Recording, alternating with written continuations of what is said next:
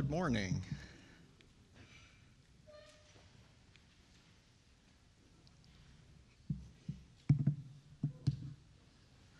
Well, they're pulling, oh, yeah, there's my slide.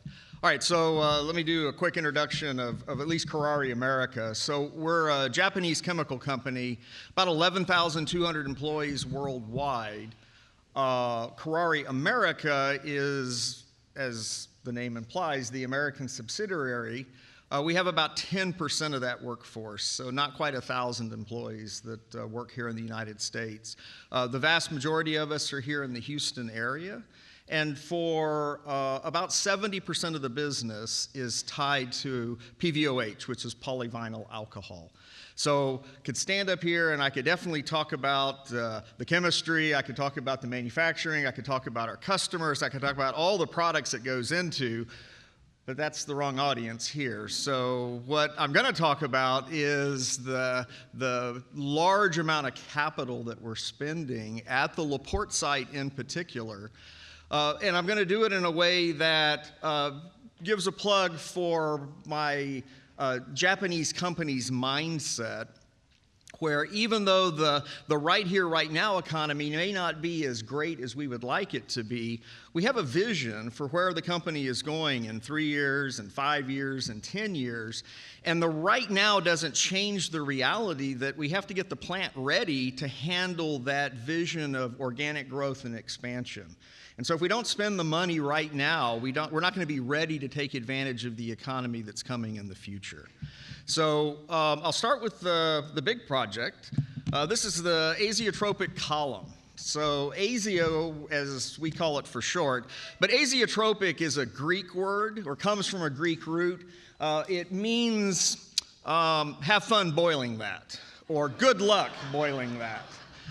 My profession, chemical engineering, took that as a challenge, so hold my beer. In chemical engineering, azeotrope is the word for gigantomania. So in order to actually get the two things that are mixed together to boil apart through distillation, it requires a tremendous amount of energy. It requires a tremendous amount of just effort in the distillation process. And so you end up with these huge columns in order to make that happen. The LaPorte site is a legacy DuPont site, and even though the vinyls plant where I work, or where one of the plants I'm responsible for, is vintage 1973, that's still more than half a century ago. So when I joined the workforce, and I guess I need to make a correction. So I personally am not an Aggie. I married into that. My wife is an Aggie and my son is an Aggie. Together, they're both in the Corps of Cadets. I went to this little school here in town called Rice. So I'm an owl. But if I walked out to my car right now, I couldn't pull the owl t-shirt. Or a golf shirt, I would pull the Aggie golf shirt. So they have much better swag. But anyway, so this giant column that we have at the LaPorte site is used in making vinyl acetate monomer. And so Danny, when he was up here, had the ethylene molecule. Actually, to look up organic chemistry really quick to remember that I was in the terminal alpha chain of the organic, because we call that vinyls. And I'm going to take ethylene, and I'm going to take acetic acid, and I'm going to tease them together in the presence of a catalyst and oxygen, and I'm going to make water as well as vinyl acetate monomer. And so the material, the raw or the finished product, has all the dogs and cats that come with catalyzed chemistry. And the first place that we're going to begin to try to separate this is here in the azeo column. So when I joined the chemical industry 36 years ago, I quickly realized my wish and desire was to work in a plant younger than I was. It took me until 10 years ago when I landed at this facility to achieve that goal, because my first couple of plants were Depression-era construction, World War II emergency construction, 1950s and 60s construction. This is 1973, but nothing lasts forever. And so this azeo column is at end of life. It's going to cost us $40 million to replace it, and so far we're $10 million into this project. So we still have $30 million to go, and most of the remaining heavy lift is when this monster arrives on the site, and we actually have to stand it up and get it ready for the turnaround in 2027 when we're going to connect it and commission it. So this particular project, we're boiling acetic acid, and that's a pretty nasty corrosive chemistry in the bottom third of this column. And the existing column shows that we've abused this thing over the last 50 years. But if you're going to build a new one, you might as well build it bigger than the one you have, just in case you want to make more in the plant. And that's what's happening. So the little column next to it is the existing ASIO column. The one that you see in green is the new one that we're going to build side by side. And we don't have time to build it during a turnaround. So we have to stand this thing up, have it completely ready to go. And the only thing we can do in the 2-month turnaround in 2027 is switch over. So there's a lot of work that has to occur in my plant. Basically from the fall of next year when it arrives through the 6 months when we do the turnaround and commission it. Now the challenge is, did I mention this thing is big? So that's pretty much the scale. I spent a little bit of time last night making sure the metric was right. I realize that this is probably an English unit audience. One of the advantages of being a chemical engineer is I learned at length how to do unit conversions. So not only do I know how to work in metric, I can also tell you the speed of light in furlongs per fortnight if you need it. We can do that later. So 240 feet tall, 16.5 feet in diameter. This is a ballroom on the inside, and there's 61 levels worth of trays, plus all of the equipment on the bottom and the top. So it's big, and it's gonna come in one piece. And so that's going to take a lot of help because no one in the plant actually knows how to handle something that big. So we're going to rely on a lot of contractors and a lot of very special expertise, especially in the crane department, in order to help us move this thing around. And when it arrives, I apologize, that day traffic's going to suck. So, because it's going to be on one of those Caterpillar things with 800 wheels that is walking it down a 2-lane road. So we'll let everybody know when we're doing it. So that's the first project. And all this is doing is allowing us to continue to operate the plant and give us the ground space for future expansion. The expansion, though, we're not actually talking about because it's still far enough out. It's not in the window that Chad was asking me to encourage people to see it's not the end of the world in the economy. Elvanol packaging. So vinyl acetate monomer is then reacted with methanol, or it's polymerized, so I get polyvinyl acetate, and then we react it with methanol, and we make polyvinyl alcohol, and the acetic acid comes back around to the front and makes more vinyl acetate for us. But we've realized that we have to have a new Elvanol packaging warehouse.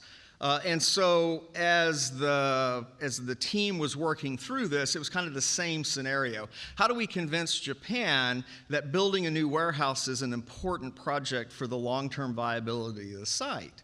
Especially when just building the warehouse, and that's another company that's going to build the warehouse, will end up being the only tenant, is a $25 million project. What we're responsible for is putting in the packaging equipment, because when we make PVOH, it goes in a rail car, and then that rail car has to go to a packaging facility where we put it in 25 kilogram sacks or 500 kilogram super sacks. That packaging equipment is $17.5 million to buy it and install it inside the new warehouse. And as you can see, we're really far along in this project because it's urgent. We're going to need this to be operating by the end of next year. But it simplified the PVOH logistics so much that even though this is a new warehouse and new packaging equipment, we actually are seeing a 3-year return on our investment building a new warehouse.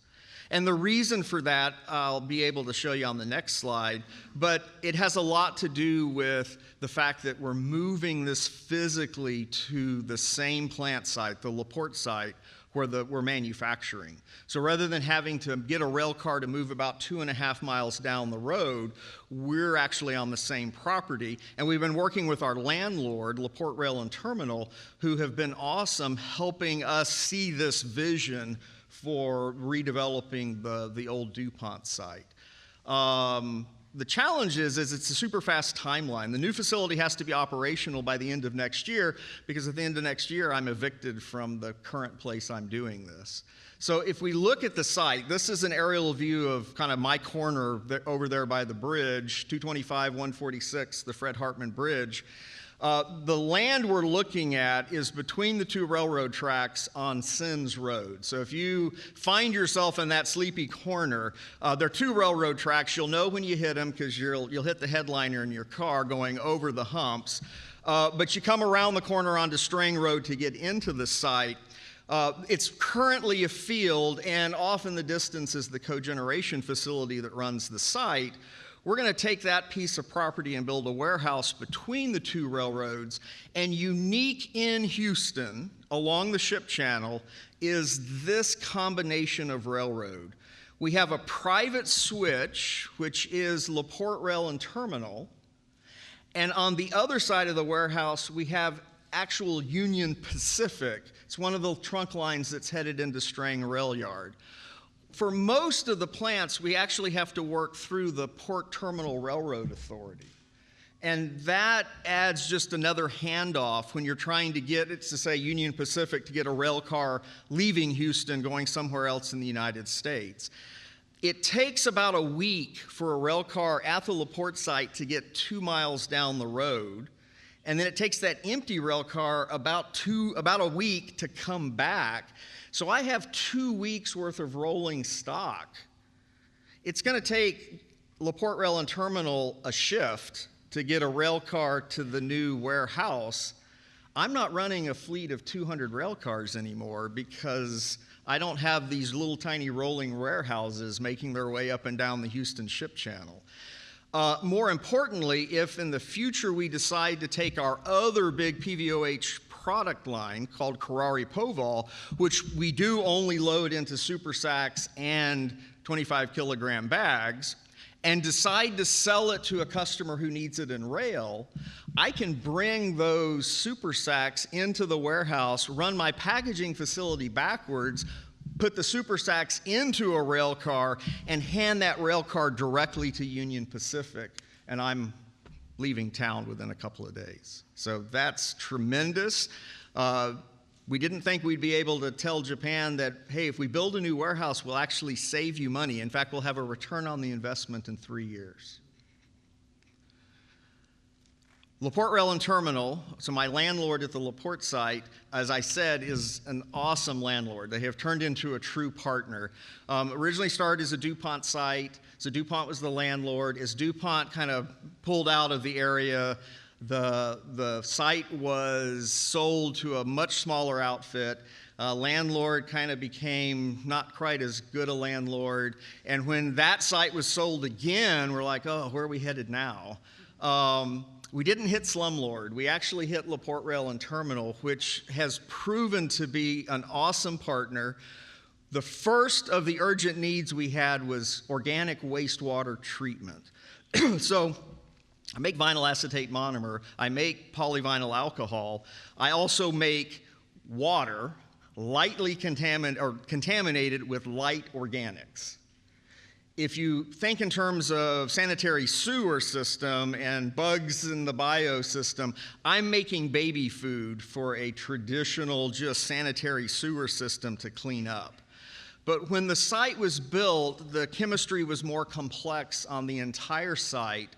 And because the facility was the last one to join the club, we ended up disposing of our organic wastewater down 3 deep wells. They're about a mile deep.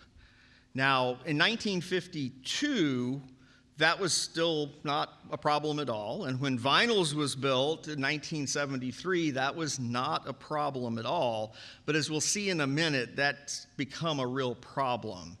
But I can't come out of the deep wells until I actually have somewhere to go. I need a surface waste treatment facility. And LaPorte Rail and Terminal was running a facility 1952 vintage. It was state-of-the-art when it went in, but it's not anymore. And we worked with them. They realized that they were sitting on a fabulous air permit. as well as an outfall that was already permitted for a large volume of water. In fact, between the air permit and the outfall, the permits that already exist, they could become a regional waste treatment facility on that corner of the ship channel. We just need to build it and to prove it's working. And so Kuraray agreed to be the plank holder partner in this exercise, and it's just commissioning now. So first quarter of 2025, it completed mechanical.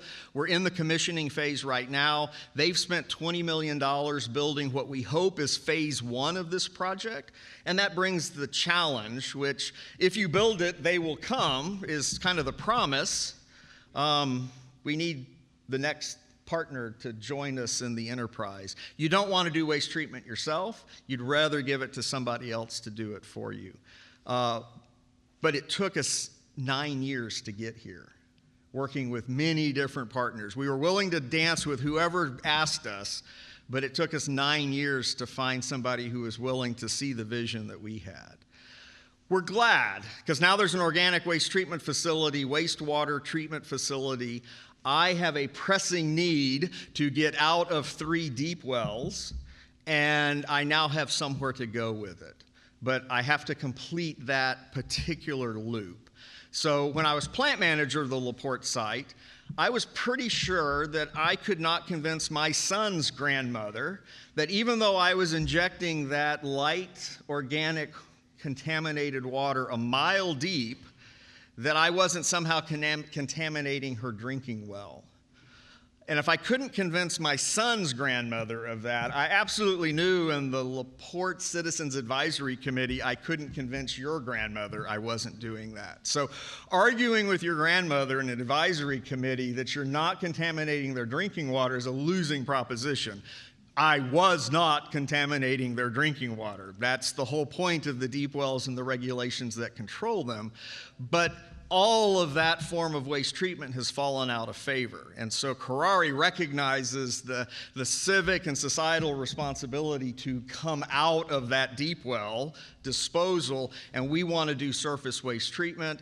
The project on our side is about $16.3 million. The big thing it does is we have to do pH correction, we have to do some cooling, and we need some surge capacity, because while the bugs that are eventually going to take care of the organics that are in the water are very good at doing this, they only work in a tight little band. And so I've got to get my wastewater, which right now the deep well doesn't care what temperature and pH it is, I have to get it into the band that the bugs care for. So this project does that for us. I'm under an urgent timeline to get this done. We're glad we're so far along in this project because the TCEQ, the Texas Commission on Environmental Quality, so the EPA in Texas, has never had an issue with deep wells until they had an issue with deep wells. And so we went to do our basically every 3-year renewal of our permit, and they said, oh, by the way, those deep wells you're running, no more. But we need them. And it's like, yeah, that's nice. So we are exiting the deep wells by August of 27. And in order to accomplish that, I really need to prove I can do surface waste treatment before I turn them down and close them. So I am on, at this last one, a schedule-driven environmental right to operate business continuity project for which the future of plant operations depends upon completion. If you're a project engineer, that is, you better get it done. And so again, working with all of the partners, all of the expertise that's coming in by way of contractor, we are urgently moving through all the steps of this project because there are a couple of long lead items that we have to get in the plant immediately in order to be successful here. But as soon as we can do this, we're plugged in. We go to the LaPorte Rail and Terminal. Surface waste treatment will be super, and we'll abandon the deep wells probably one by one. We'll follow. TCQ has a prescribed way that we'll go about doing that. So why we're doing it? Again, we have to go convince Japan to spend money. And, it's an environmental right to operate project, but here's the societal aspect. So if you went to the LaPorte Citizen Advisory Committee on the days that we discuss or the months that we discuss these sort of things, All of the chemical companies in the CAC have to come, it's open kimono time, and we tell everybody this is how much we emitted to the environment. Air, ground, water. The deep wells fit into that bucket. The red line at the very top, pole position, first place by 2x, is Kuraray LaPorte. If we can go to surface waste treatment, we fall from first place all the way down to about 5th place. And we aren't really producing any less organic wastewater. It's just the way the Resource Conservation and Recovery Act, RCRA, treats solid and hazardous waste. Because I am injecting water molecules into the ground, they are technically untreated. And so that water, all that mass, is considered pollution. And I have to report it as pollution. So it ends up on the Toxic Inventory Release, TRI, that we report to the community. But as soon as all those water molecules go to surface treatment, and the bugs take care of the organics, and the water then exits the outfall and goes into Galveston Bay, I don't have to count those water molecules as pollution anymore. It's just water, rejoining all the water that surrounds us. And when you take all those kilograms out, I'm basically down to my air pollution, which is the red line that remains in the second one. And of course, we're always working on that because those numbers get smaller and smaller every year through permitting or tightening of the permits as well. The last one I'm going to talk about is just the capper here. So it's a 50-plus-year-old plant. Turns out at the LaPorte site, I own 27 tanks, 20 of which have the exact same birthday as the plant. So day one of DuPont operations in 1973. And just like an ASIO column, a 50-year-old tank is pushing end of life. And so we're systematically replacing all these tanks. The one that's up next we call the convertible tank because we convert it, what we store in it. However, it is the first tank that we have run into where it doesn't have a twin. We don't have 2 tanks and we can work on one of them while we just tighten our belt and live off the remaining one. The convertible tank is a unique tank. There's only one. I can't really run without it. And so I'm ultimately going to have to build a new one, and that's the red circle. So I've got to stand up an entire new tank. It keeps me from having to do some very difficult welding inside my tank farm, but the tank is so huge, I really can't build it far away and then lift it and set it into place. So that one tank is about a $5 million project. I have 20 tanks to go, or thereabouts. Fortunately, a couple of the tanks, there's no aggressive chemistry going on. There's no corrosion other than just the external because we live in Houston and it's hot and humid. But if you were keeping track at home, we are almost 80 million in for projects that we began to push through the CapEx program last year. We're well into the spend in 25. 26, most of them commission, and certainly by the turnaround in 27, everything is done and done. Avera is the warehouse builder. That's a $25 million project. LaPorte Rail and Terminal is in for $20 million. So just in my sleepy corner of the ship channel, that's $124 million of CapEx.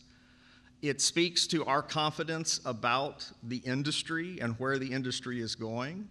It speaks to our confidence about our business and where the business is going, even if in the moment there's a lot of uncertainty and a lot of hesitation. In the American chemical industry, the tendencies to pull back and turtle. For the Japanese, much longer range thinking, and once I go through a lot of difficulty getting the capital approved, but once it's approved, we go. I'm responsible for schedule and budget after that. There are no examples of the capital being pulled back when we commit to a project. So with that, I guess a couple of questions. Yeah, so we have time. I wanted to give the audience a couple of minutes to shoot some questions at Charles. If you have any, you can go to Q&A.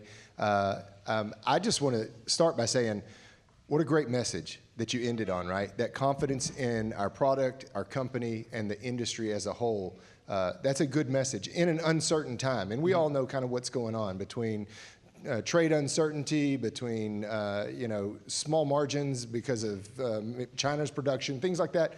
To hear that message, that's a good message that I want to take home from today. I know you've got one question in there. But if anybody's got any questions, you can go to Slido or maybe just raise your hand and I'll come to you real quick. But Okay. I think there's one question already What is in the there. best way to engage in Kuraray on these projects? So the best way is not to send your stuff to me. Yeah, don't everybody hit Charles real quick. The best way is to engage with our procurement department. We tend to have 3 to 4 providers for all of the different services that our industry requires. Obviously, most of those slots have already been filled, but we're constantly in a competitive bidding process. We're constantly getting a feel for who's new on the block, who can do, what can you do for blue, because our company color is blue.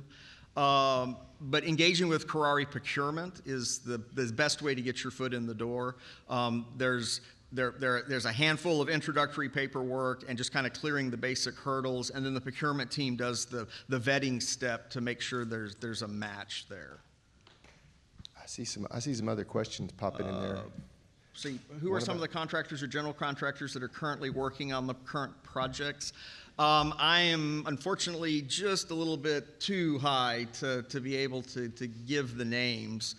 When you look at something like the ASIO column, that's being constructed. I forget exactly where, but something that large is clearly a vendor that can handle that sort of construction.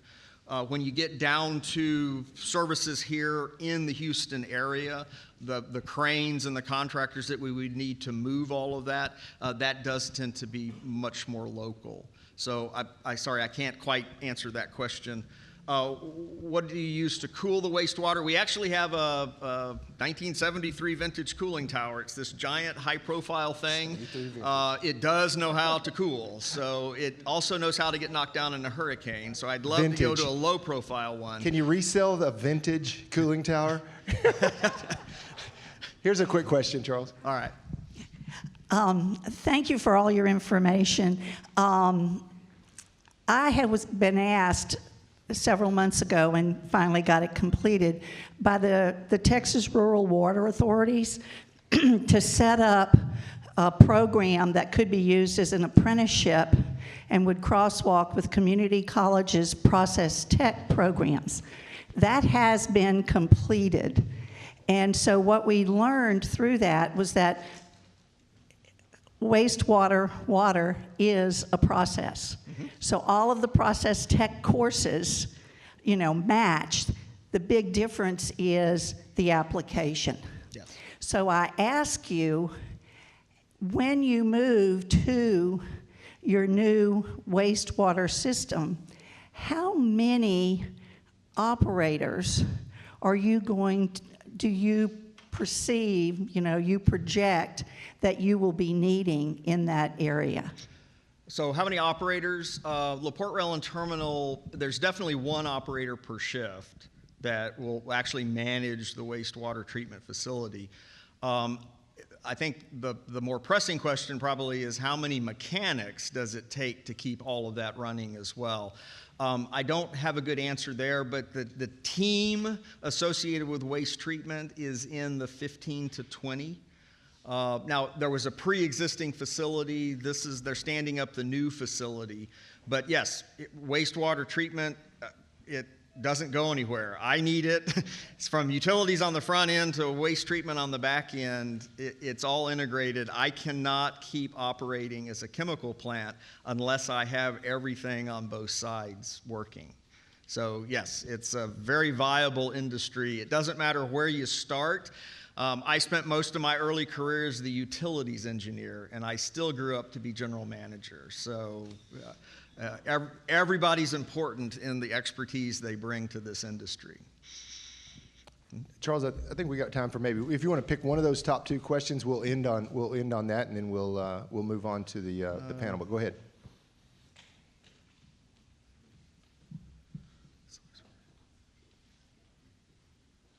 I'll grab the question in green. What makes you most excited about the direction Kuraray is headed?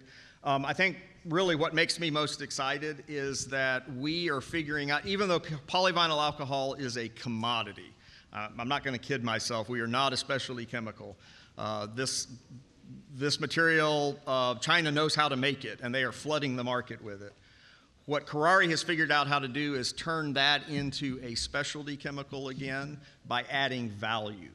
So I'm making a product the whole world knows how to make, but I'm doing it well enough that we provide quality, we provide customer service. I am your R&D department through technical service, and I'm right here in the United States. So if you don't want to pay tariffs, buy domestic. There you go.